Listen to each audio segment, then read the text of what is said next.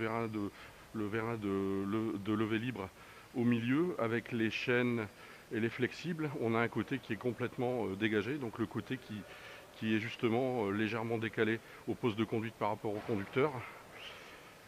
L'équipement au niveau du mât, des fourches, tablier porte-fourche, translateur. On fait le tour, on arrive ici, on peut s'apercevoir qu'il y a une belle poignée d'accès. Alors ce chariot 2,5 tonnes électrique a un centre de gravité assez haut, et vous le verrez lors de la manipulation que j'ai été agréablement surpris par la stabilité de ce chariot. Effectivement, je pensais honnêtement, j'ai fait des slaloms et on va le faire ensemble à grande vitesse, marche avant, marche arrière, et je pensais honnêtement que vu le centre de gravité un peu haut, qu'il aurait levé la patte. Il n'en est rien, il lève pas du tout la patte, il est très stable, et ça c'est super. Côté derrière où on a éclairage LED, donc feu de recul, feu stop, clignotant, gyrophare, et devant on a les phares LED également avec les clignotants. Donc accessibilité au poste de conduite, donc on a la poignée ici qui va permettre aussi de lever le capot batterie, on le verra après. L'accessibilité, donc la marche, jambe gauche, on va prendre le siège main droite et on accède au poste de conduite. Là le protège conducteur est bien haut, pas de souci de visibilité. Alors le display simple, on a le niveau batterie, on a le nombre d'heures d'utilisation, donc là tout neuf, il n'a pas encore 2 heures d'utilisation. On a 3 niveaux de performance qui nous permet de l'adapter au niveau du cariste. Et après, bien sûr, on a les fonctions liées au technicien auxquelles le cariste n'a pas accès. Et on a aussi la vitesse en km/h. Donc, distributeur classique, élévation, inclinaison avant-arrière et translation droite-gauche. Voilà, donc il n'y a pas d'équipement auxiliaire, mais prévu une 4e manette au cas où on devrait mettre par exemple une pince ou autre, ou un écarteur de bras de fourche par exemple. Positionneur. On enlève le frein à main, inverseur de marche côté gauche, classique. On a ici une poignée pour la marche arrière. Malheureusement, il n'y a pas d'avertisseur sonore dessus. Lui l'avertisseur sonore, il est en plein milieu du volant, donc c'est du classique. Et on va clencher la marche avant. On va d'abord faire une petite ligne droite, on va faire un slalom.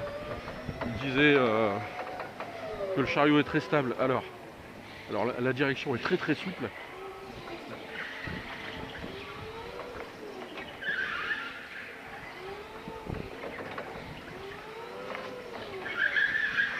Marche avant.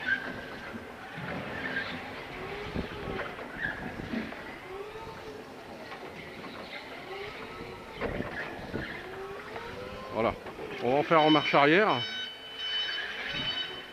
tout aussi souple. Donc le centre de gravité étant très haut, étant assez haut, on n'a pas de problème de visibilité au niveau des quilles au sol. Voilà, ici on va couper cette pile de palettes en deux, de façon à mettre 2 palettes à 2 niveaux différents. Voilà, coup d'œil arrière, on va se mettre devant le rayonnage. Voilà, on va en mettre une au premier niveau. On redresse l'horizontalité des fourches.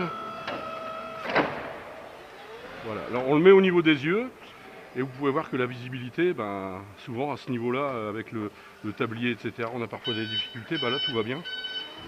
Coup d'œil arrière pour reculer. On va aller chercher la deuxième file de palettes qu'on va mettre au niveau supérieur, comme ça on pourra voir la visibilité également au niveau supérieur. On va voir ce que ça donne. Voilà, la charge, inclinaison arrière. Et on va la positionner au-dessus, sur le niveau supérieur, qui est là à peu près à un petit 4 mètres à peu près. Ouais. Donc là, j'ai pas besoin de pencher la tête sur le côté, comme c'est déjà arrivé sur quelques essais. Voilà, la visibilité est correcte. Le protège conducteur est bien ajouré. Voilà, vous voyez. Voilà. On va la poser délicatement sur l'hélice de rayonnage. Voilà, un petit coup d'œil arrière, personne. On recule bien droit, on baisse les fourches.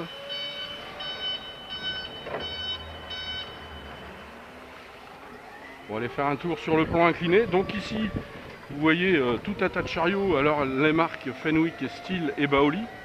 On voit les trois là. En fait, on est sur le centre logistique du groupe Pion qui regroupe les 3 marques. Et là, en fait, c'est la préparation des chariots sur tout le territoire. Magasin de batterie. Voilà, donc plan incliné à l'extérieur. Donc bien sûr, on la descend bien évidemment en marche arrière. Et on va arrêter. Petit coup de klaxon. Voilà. Alors là, je vais arrêter. Et le chariot descend vraiment à toute petite vitesse, il passe pas 1 km/h. Ça nous permettrait peut-être même de descendre du chariot pour pouvoir... Et si... Voilà, il passe pas 1 km/h. Et là bien sûr la sonnette d'alarme, vous voyez le petit bouton rouge qui nous dit qu'on n'est pas assis sur le siège. Voilà, on va descendre dans la cour. On va remonter et on va faire un démarrage en côte, on va bloquer le chariot pour voir la réaction et surtout s'il a de la pêche pour redémarrer en côte. Voilà, donc il passe pas 1 km/h comme je viens de vous dire. Un petit coup d'accélérateur, pas de problème. On va prendre une palette dans le rayonnage, mais cette fois-ci une palette avec du poids. On va prendre une batterie, tout simplement.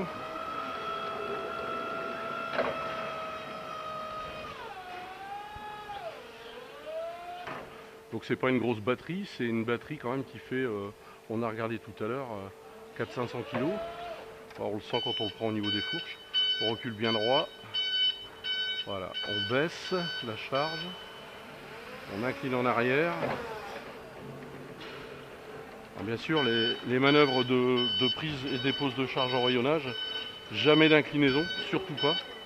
Hein, tout simplement parce que si le haut de la charge est proche de la lisse supérieure, en inclinant ou en désinclinant dans le rayonnage, on pourrait décrocher une lisse et c'est 3 palettes qui pourraient tomber. Donc toujours rentrer, sortir bien horizontalement dans le paletier. Un petit peu de pédagogie au niveau formation en passant. Voilà, on est bien droit, on va pouvoir poser la charge. Donc là, ce chariot est équipé d'un dosseret de sécurité, d'un dosseret de charge.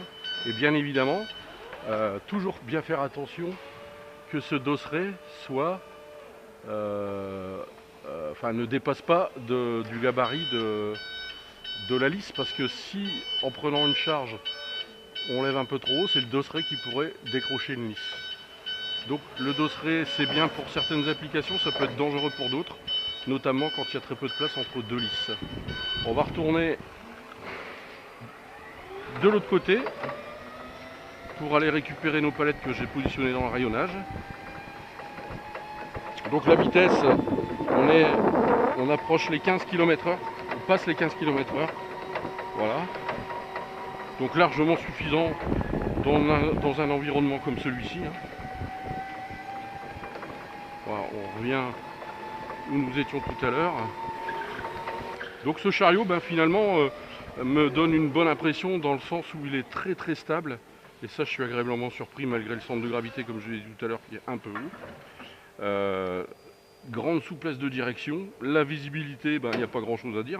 On l'a vu sur la prise de charge à 2 niveaux différents du paletier. Et l'habitacle, on a de la place au niveau des pieds, on a de la place, on risque pas de se cogner la tête. Non, très bien. On a le rétroviseur panoramique qui nous permet d'éviter en partie les angles morts. Et donc voilà, l'essai est terminé. On va couper le contact. Voilà. J'ai enlevé la ceinture de sécurité et règle des 3 appuis pour éviter de se faire mal au dos pour la descente du chariot.